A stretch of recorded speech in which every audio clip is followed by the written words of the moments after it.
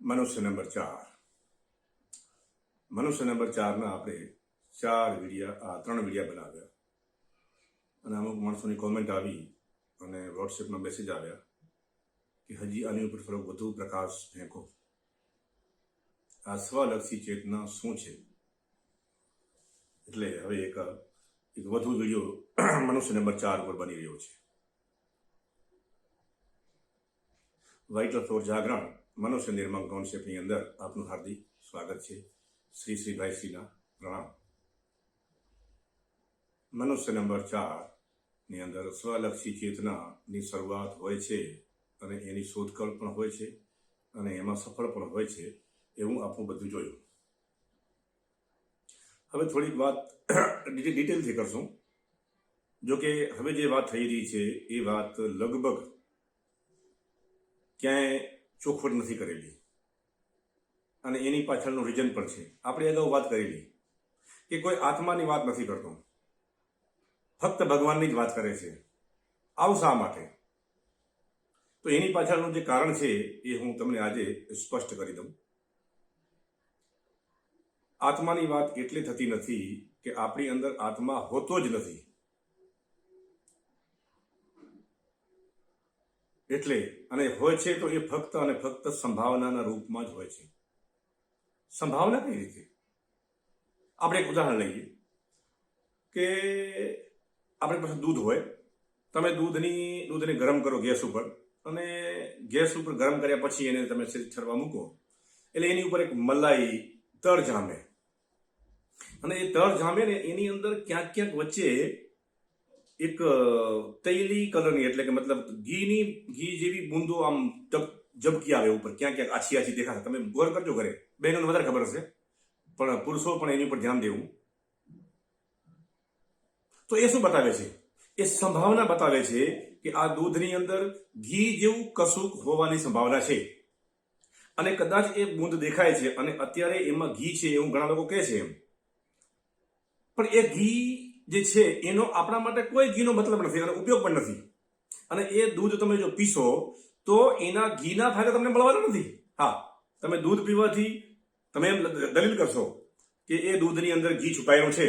જ્ઞાન માર્ગીઓ કહે છે કે દૂધની અંદર ઘી છુપાયેલું છે, પણ જો તમે દૂધ પીશો તો એ દૂધમાં છુપાયેલું ઘી છે એ ઘીનો તમને કોઈ લાભ મળવાનો નથી. જે તમે ઘી પીવાથી, ઘીના ઉપયોગથી જે શરીર સિસ્ટમમાં જે એના લાભ થાય છે એ લાભ દૂધ પીવાથી નહીં થાય.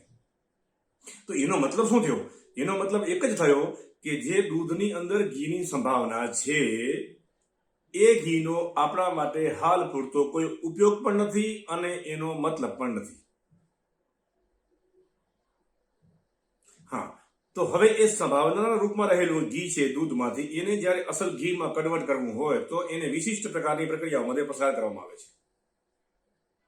અને આપણે બધાને ખબર છે કે એ દૂધની અંદર સર્વપ્રથમ તમે ગરમ કરો એટલે એમાં કોઈ સામાન્ય અશુદ્ધિ હોય એ બળી જાય. પછી ઠરે જાય એટલે એની અંદર તમે ખટાશનું મેળવણ ઉમેરો. એ મેળવણ ઉમેર્યા પછી અમુક ખાસ કલાકો પછી એમાંથી દહીં બનવા માંડે. દહીં જામી જાય અને ઠોસ બને પછી એને વલોવવામાં આવે છે, મંથન કરવામાં આવે છે. અને મંથન કરવાથી એમાંથી 2 વસ્તુ છૂટી પડે છે. એક છે છાશ અને એક છે માખણ. આ બધાને ખબર જ છે? ઓકે. હવે છાશ તો પીવામાં બધા ઉપયોગમાં લે છે. હવે જે માખણ તૈયાર થયું તો ઘણા બધા લોકો એ માખણનો પણ સીધી રીતે ઉપયોગ કરે છે ખાવામાં, અને એમાં કઈ ખોટું નથી. હવે હજી ઘી તો આવે જ નહીં.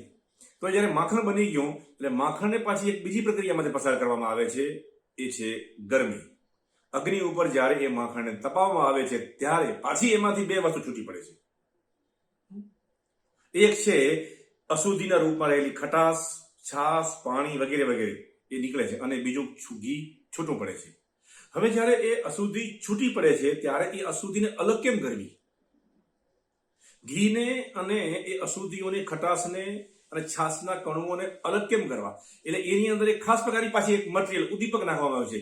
એ ઘઉંનો લોટ યા બાજરાનો લોટ તમે અંદર નાખો એટલે એ બધી જ અશુદ્ધિઓ એ લોટ છે એ ખેંચી લે અને પ્યોર ઘી છૂટું પડી જાય.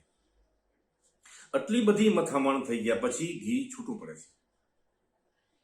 અને જ્યારે એ છૂટું પડે છે ત્યારે એ આખી પ્રક્રિયામાં દૂધની શું દશા થઈ હશે તમે કલ્પના કરી શકો. અને હવે એમાંથી ઘી બની ગયું તો એ ઘીનો કશો અર્થ છે, એ ઘીના ઉપયોગનો કશો અર્થ છે. એને બીજા અલગ અલગ યુઝમાં વાપરી શકાય, દીવા તરીકે, ખાવામાં, રસોઈ બનાવવામાં, ઓમાં વગેરે વગેરે વગેરે. તો દહીંમાં, દૂધની અંદર ઘી સંભાવના રૂપે હતું, પણ એ ઘીનો આપણા માટે કોઈ ઉપયોગ નહોતો અને એના ફાયદા પણ નહોતા. દૂધ હતું. અને જો તમારે ઘીના ફાયદા લેવાના હોય અને અલગ કરવું હોય તો આટલી પ્રક્રિયામાંથી પસાર કરવું પડે.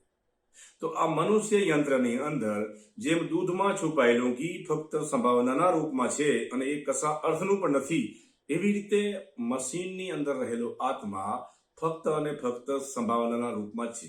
હા, એમાં પોસિબિલિટી છે, પણ જ્યાં સુધી જેમ દૂધને જેમ પ્રક્રિયામાંથી પસાર કરવામાં આવ્યો એવી રીતે જ્યાં સુધી આ મશીનને ખાસ પ્રકારના તબક્કાઓમાંથી પસાર કરવામાં ના આવે ત્યાં સુધી એ આત્મા છૂટો પડતો નથી. અને એ છૂટો પડેલો આત્માનો જ કશોક અર્થ છે. ત્યાં સુધી આપણી અંદર આત્મા છે એવું તો ખરેખર કહેવાય જ નહીં. એટલે રશિયાનો જે ગુરજેફ થઈ ગયો એને એવું કીધું કે આત્માને પેદા કરવો પડે છે, આત્મા હોતો જ નથી. અને એની સાથે હું સહમત છું, કારણ કે મેં બહુ જ અભ્યાસ કર્યો છે અને મેં જોયું છે કે ખરેખર મનુષ્યની અંદર આત્મા હોતો નથી. મેં કેટલા બધા માણસો સાથે સત્સંગ કર્યો, જાણકાર માણસો સાથે સત્સંગ કર્યો, સિદ્ધિઓવાળા મનુષ્યો સાથે સત્સંગ કર્યો, જ્ઞાન માર્ગીઓ સાથે સત્સંગ કર્યો, પણ એ કોઈને આત્માના ઝલકના જની ખબર નથી. હા, વાતો જાગૃતિની કરે છે એમ, પણ જીવન અને જાગૃતિ એ અલગ પ્રકારની ઉર્જાઓ છે અને એ આત્માને પ્રગટ કરવા માટેના સાધનો છે. જેમ ઘીને ગરમ કરવા માટે અગ્નિ છે, પછી એને મેળવણ નાખવા માટે છાશની ખટાશ છે, પછી અશુદ્ધિ દૂર કરવા માટે એ ઘઉં અથવા બાજરાનો લોટ મિક્સ કરવાથી જેમ એ છૂટું પડે છે, એવી એ ઉદ્દીપકનું જે કામ કરે છે એ ઉદ્દીપકો તરીકે વપરાય છે અને પછી એ છૂટું પડે છે. એ છે જીવન અને જાગૃતિની ઉર્જાઓ. ઘણા લોકો જાગૃતિને જ જીવન માને છે યા તો આત્મા માને છે. જાગૃતિ પણ સાધન છે, યાદ રાખજો, અને એ પણ ઉર્જા જ છે. હોશ જેને કહેવાય છે. આ વાતની સ્પષ્ટતા મેં તમને કીધી. આવી રીતે એ સ્વલક્ષી ચેતના એટલે કે આત્મા આપણી અંદર પ્રગટ થાય છે. અને જેવો જેવો આપણે વાત કરી ગયા વિડીયોમાં કે આવો જેની અંદર પ્રકાશ ફેલાણો હોય અને આત્મા એક સંભાવનાના રૂપમાં પણ પ્રગટ થઈ ગયો હોય, થોડો ઘણો પ્રગટ થઈ ગયો હોય, અને એની ચમકારા જેને જોયા હોય અને એ ચમકારા ખરેખર એની અંદર થતા જ હોય દિવસ દરમિયાન એને એવું કંઈક લાગતું જ હોય, તો એ મનુષ્ય વંદનીય છે. કારણ કે એવા મનુષ્યો પૃથ્વી ઉપર બહુ ઓછા છે. અને કદાચ હજી આટલી વાત કરવાથી કોઈ પણ વ્યક્તિ યા કોઈ જ્ઞાની યા કોઈ ગમે વ્યક્તિ જ્યારે હજી મારા શરીરમાં આત્મા છે એવો જો દાવો કરતો હોય તો એને હું ચેલેન્જ સ્વીકારવા તૈયાર છું. આત્મા હોતો નથી એ બધાને, ઘણાને ખબર છે, ઋષિ મુનિઓને ખબર હતી. એટલે એ આત્માને મથવો એ બહુ ખતરનાક ચીજ હોવાથી સીધો ભગવાન નામનો કોન્સેપ્ટ આવ્યો. અને શેનું છે? કારણ કે એક જીવ અને એક ભગવાન. જીવ એટલે મશીન. મશીન રમત કરે છે ભગવાન સાથે, એટલે એની અંદરથી આવ્યો દ્વૈત ભાવ. એટલે વેદોની અંદર જે વાત કરી છે દ્વૈત ભાવની, પણ મારો અંગત મત એવો છે કે દ્વૈત ભાવ બકવાસ છે અને એનું હું ખંડન કરું છું.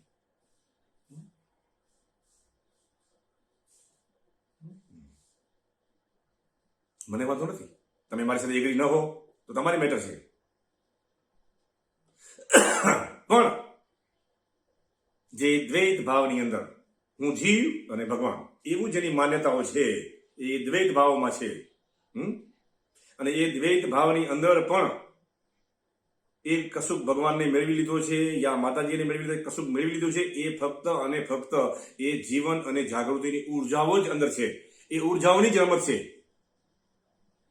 હા, એક વિશિષ્ટ ઉચ્ચતર ઉર્જાઓ અને ઉચ્ચતર પરિબળોને એને જાણી લીધા છે અને એનો એ ઓળખે છે અને ઓળખવામાં આવે છે અને ચમત્કારો સર્જાય છે વગેરે વગેરે ઘણું બધું થાય છે.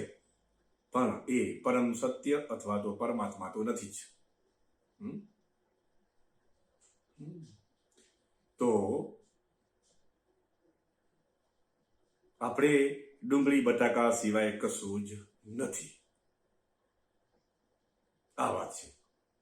તો મશીન શરીર સિસ્ટમને ખાસ પ્રકારની પ્રક્રિયાઓમાંથી પસાર કરી જ્ઞાન અને અભ્યાસ, સાધના, શિક્ષણ અને આ બધી જ વસ્તુઓ સ્કૂલમાં બને છે.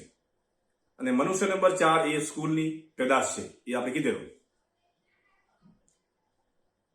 હા, એટલે સ્કૂલમાં દાખલ થયા વગર તમારી અંદર આત્મા પ્રગટ થતો નથી, એ યાદ રાખજો. એટલે આ આત્મા વિશે મેં તમને સ્પષ્ટતા કરી દીધી. તમે કથા સાંભળવા જાઓ અને કોઈ જ્ઞાન માર્ગની અંદર જ્ઞાનીઓ કહેતા આપણી અંદર આત્મા છે, પણ એ આત્મા જે છે જ્યાં સુધી એના ચમકારા તમે જોયા નથી ત્યાં સુધી એ આત્માનો કોઈ મતલબ પણ નથી.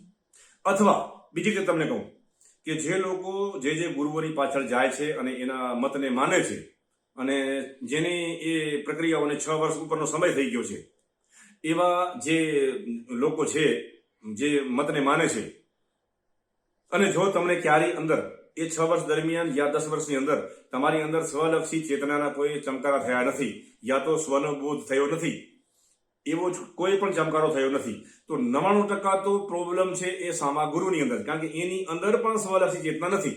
ફક્ત એની અંદર એક વિશિષ્ટ પ્રકારની ખાસ પ્રકારની ઉર્જાઓ છે કે જે ચમત્કારો સર્જે છે અને એક માયા સર્જે છે, અને આત્મા હોવાનો એક આપણે ભ્રમ થાય છે. આત્મા તો એક અલગ જ ચીજ છે. એટલે આ એક સ્પષ્ટતા મેં તમને કીધી કે વાતો બધી આત્માની કરે છે ને આત્મા છે ને અમર છે ને આ છે ને જીવ એક જ છે ને જીવ શિવ છે ને બધું એક જ છે. આ બધી જ બકવાસ છે. મશીનો માટે જે મનુષ્ય નંબર 1, 2, 3 છે એના માટે આ કશી જ ચીજનો અર્થ જ નથી. મનુષ્ય નંબર 1, 2, 3 માટે ભગવાન કે કોઈ માતાજી નામની કોઈ ચીજનો મતલબ જ નથી. એ ફક્ત અને ફક્ત એક મેગા સુપર કોમ્પ્યુટરનો એક પ્રોગ્રામિંગ સિવાય કશું જ નથી. ભગવાન યા માતાજી જેવી કોઈ ચીજ હોઈ શકે એવી તો એ કોના માટે અગત્યનું છે? જે મનુષ્ય નંબર 4માં પ્રવેશ કર્યો છે અને મનુષ્ય નંબર 4 બનવા મથી રહ્યો છે, એના માટે જ એ ચીજોનો અર્થ છે. બાકી મનુષ્ય નંબર 1, 2, 3 માટે તો આ એક માયા અને ગેમ છે, એના સિવાય કશું જ નથી. એટલે મારો અંગત મત એવો છે કે જો તમને સ્વયંની જાત જાણવી ન હોય અને એમાં તમને કોઈ ઇન્ટરેસ્ટ ના હોય તો મહેરબાની કરીને આ ભગવાનના ચક્રમાં તમારે પડવું નહીં. જે તમે કરતા હોય કરવા. હા, ધ્યાન કરો, યોગા કરો, મેડિટેશન કરો અને એમાંથી ખાસ પ્રકારની ઉર્જાઓ નિર્માણ થાય અને તમારા જીવનમાં એક સદિયારો ઉત્પન્ન થાય અને જીવનમાં થોડું સુકૂન મળે. બધાને આ જુએ છે અને બધે ચાલી રહ્યું છે. અલગ અલગ વાદ. અમુક લોકો કહે છે કે અમુક માતાજી સાથે હું જોડાઈ ગઈ એટલે મને આમ મસ્ત જીવનમાં સેટ થઈ ગયું, મજા. અરે આ એક વિશિષ્ટ ઉર્જાઓ છે. એને આત્માને કોઈ સંબંધ નથી અને ભગવાનને પણ કોઈ સંબંધ નથી. બસ આ તમને જાણકારી આપું છું. તમે કરો છો એમાં ખોટું નથી, તમે બધું જ કરો છો, પણ એમાં ક્યાંય આત્મા નથી અને એમાં ક્યાંય ભગવાન પણ નથી. બસ મારે તમને ખાલી આટલી જાણકારી આપવાની છે. તમે જે કરો છો એ ખોટું નથી, પણ એ મનુષ્ય નંબર 1, 2, 3 ની કેટેગરીનો છે અને એ એમાં જ રહેશે. ગમે તે જન્મ કાઢશે તો એ એમાં જ રહેશે. એ વ્યક્તિ મનુષ્ય નંબર 4 ક્યારેય બની શકે નહીં. મનુષ્ય નંબર 4માં બનવા માટે સૌથી પહેલી શરત છે કે વ્યક્તિ જાગેલી હોવી જોઈએ અને જેની અંદર સ્વલક્ષી ચેતના એટલે દિવ્ય અંશ પ્રગટ થઈ ચૂક્યો હોય એવી વ્યક્તિ જ તમને જગાડી શકે. ઓકે, ધન્યવાદ. અને હવે આવતા વિડિયાની અંદર મનુષ્ય નંબર 5ની વાત આપણે કરશું.